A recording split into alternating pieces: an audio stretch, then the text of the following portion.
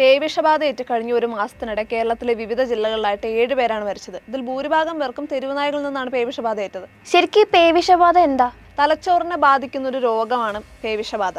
വൈറസാണ് ഇതിന്റെ രോഗകാരി. സസ്തനികളിലാണ് ഈ വൈറസ് ജീവിക്കുന്നത്. ഇന്ത്യയിൽ പേവിഷബാധ ഏൽക്കുന്നത് 96% നായ്ക്കളിൽ നിന്നാണ്, 3% പൂച്ചകളിൽ നിന്നും, 1% മറ്റ് വന്യമൃഗങ്ങളിൽ നിന്നും. അപ്പൊ ഈ രോഗം എങ്ങനെയാ പകരുന്നത്? ഉമിനീരിലൂടെയാണ് രോഗം പകരുന്നത്. വൈറസ് ബാധ ഏറ്റ മൃഗം കടിക്കുമ്പോഴോ നക്കുമ്പോഴോ മാന്തുമ്പോഴോ ഒക്കെ ശരീരത്തിലേക്ക് രോഗാണു എത്തും.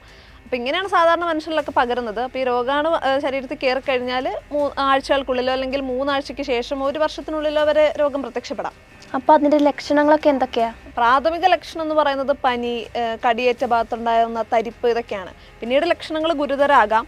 ആക്രമണ സ്വഭാവം, അമിതമായിട്ടുള്ള വികാര പ്രകടനങ്ങൾ, വെള്ളത്തിനോടുള്ള പേടി, ശരീരഭാഗങ്ങൾ ചലിപ്പിക്കാൻ പറ്റാത്ത അവസ്ഥ, മനോവിഭ്രമം, ചിന്താനഷ്ടം, അബോധാവസ്ഥ, ഇങ്ങനെയുള്ള ലക്ഷണങ്ങളൊക്കെ പ്രകടിപ്പിക്കാം. അപ്പം ലക്ഷണങ്ങളൊക്കെ പ്രകടിപ്പിച്ച് തുടങ്ങിയാൽ പിന്നെ ചികിത്സ കൊണ്ട് ഫലമില്ല. അപ്പോൾ ഈ പ്രതിരോധ കുത്തിവയ്പ്പ് എടുത്തിട്ട് എന്തുകൊണ്ടാണ് ഇങ്ങനെ രോഗം പകരുന്നത്? അതായത് മൃഗങ്ങളുടെ കടിയേറ്റാൽ മുറിവിലൂടെ ശരീരത്തിനകത്ത് പ്രവേശിക്കുന്ന രോഗമാണ് തലച്ചോറിലെത്തുമ്പോഴാണ് പേവിഷബാധ ഉണ്ടാകുന്നത്. അപ്പോൾ ഈ തലയുടെ ഭാഗത്തോ അല്ലെങ്കിൽ നാഡീഞരമ്പുകളിലാണ് മുറിവേക്കുന്നതെങ്കിൽ വാക്സിൻ പ്രവർത്തനക്ഷമമാവുന്നതിന് മുമ്പ് തന്നെ രോഗാണു തലച്ചോറിലെത്തും.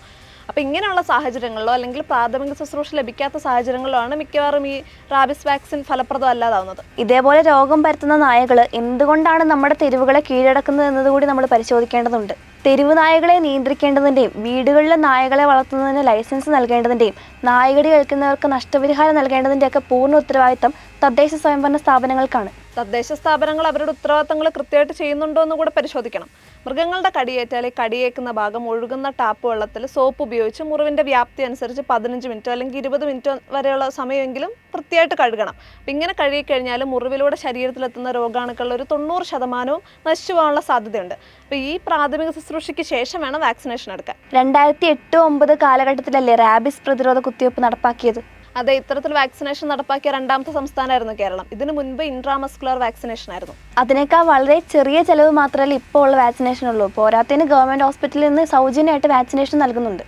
ഈ വാക്സിനേഷൻ വന്നതിന് ശേഷം കേരളത്തിൽ പേവിഷബാധയേറ്റ് മരിക്കുന്നവരുടെ എണ്ണത്തിൽ ഒരു വലിയ കുറവ് തന്നെ ഉണ്ടായിട്ടുണ്ട്. കഴിഞ്ഞ കാലങ്ങളിൽ കേരളത്തിൽ റിപ്പോർട്ട് ചെയ്തിട്ടുള്ള റാബിസ് കേസുകളിൽ 4-ൽ 3 പേരും യാതൊരു വിധത്തിലുള്ള കുത്തിവയ്പ്പുകളും സ്വീകരിച്ചിട്ടുണ്ടായിരുന്നില്ല. ഈ റാബിസ് കുത്തിവയ്പ്പ് എടുത്തിട്ടും രോഗബാധ ഏറ്റവരിൽ മിക്കവരും നേരത്തെ പറഞ്ഞതുപോലെ ഒന്നില്ലെങ്കിൽ പ്രാഥമിക ശുശ്രൂഷ ലഭിക്കാത്തവരോ അല്ലെങ്കിൽ തലയിലോ കഴുത്തിലോ ഒക്കെ ആഴത്തിലുള്ള മുറിവേറ്റവരോ ആയിരിക്കാം. ഇപ്പോൾ ഉള്ള റാബിസ് കേസുകളിൽ മിക്കതും ഈ തെരുവുനായകൾ കടിച്ചത് കൊണ്ടുണ്ടായിട്ടുള്ളതല്ലേ? ലക്ഷക്കണക്കിന് തെരുവുനായ്ക്കളാണ് ഇവിടെ മനുഷ്യന് ഭീഷണിയായിട്ടുള്ളത്. ഈ തെരുവുനായകളുടെ പ്രശ്നം അടിയന്തരമായിട്ട് പരിഹരിക്കേണ്ട ഒരു കാര്യം തന്നെയാണ്. അനിമൽ ബർത്ത് കൺട്രോൾ കൊണ്ട് പ്രത്യേകിച്ച് റിസൾട്ട് ഒന്നും ഇല്ലെങ്കിൽ തെരുവുനായകളുടെ പുനരധിവാസത്തിനോ അവരുടെ എണ്ണം കുറയ്ക്കാനോ ഒക്കെ വേണ്ടിയിട്ടുള്ള അടിയന്തരമായ നടപടികൾ സ്വീകരിക്കണം. എല്ലാ നിയമങ്ങളും ആദ്യം മനുഷ്യർക്ക് വേണ്ടിയിട്ടായിരിക്കണം. പേവിഷബാധയ്ക്ക് നിഷ്ക്രിയത്വം ഒരിക്കലും ഒരു പരിഹാരമാർഗ്ഗമല്ല.